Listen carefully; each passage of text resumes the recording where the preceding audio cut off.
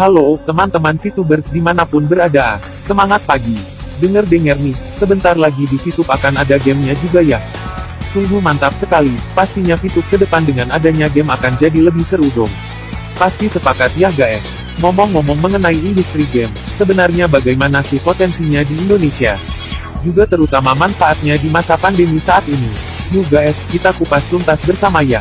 Let's check it out.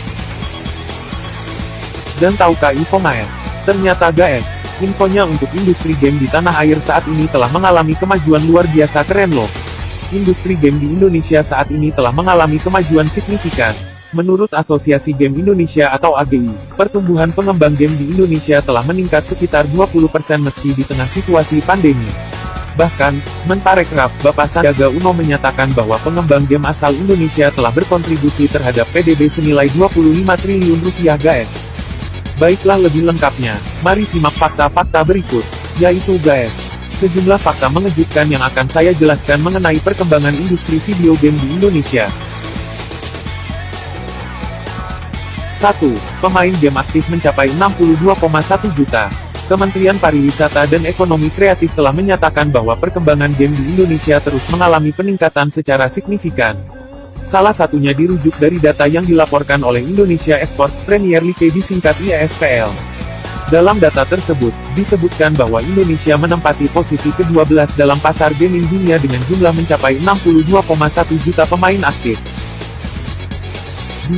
Kontribusi game untuk pendapatan negara Indonesia cukup besar sejak tahun 2017.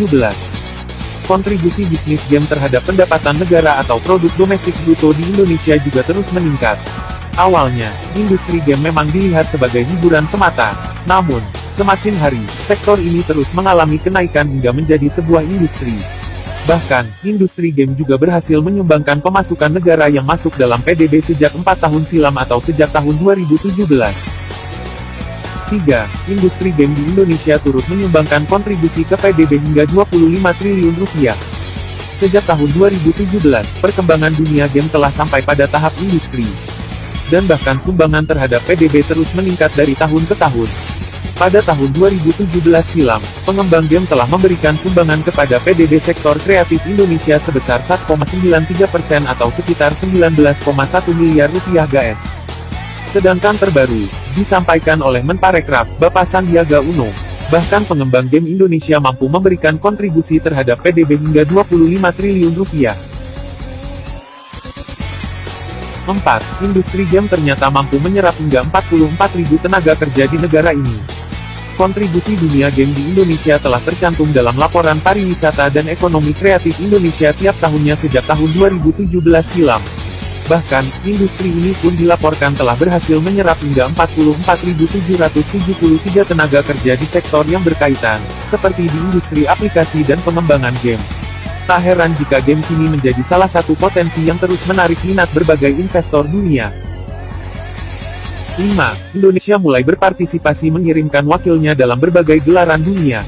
Potensi game di Indonesia terlihat dari partisipasinya dalam sejumlah eksibisi dunia.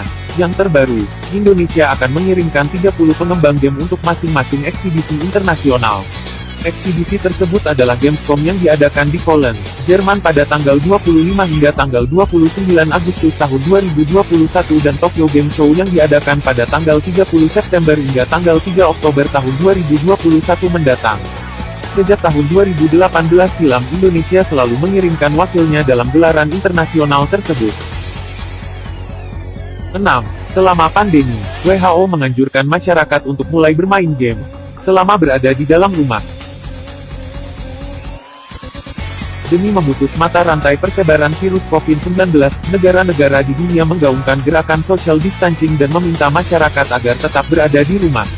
Agar tetap betah berdiam diri di rumah, Organisasi Kesehatan Dunia WHO menggelar kampanye bernama Play Apart Together.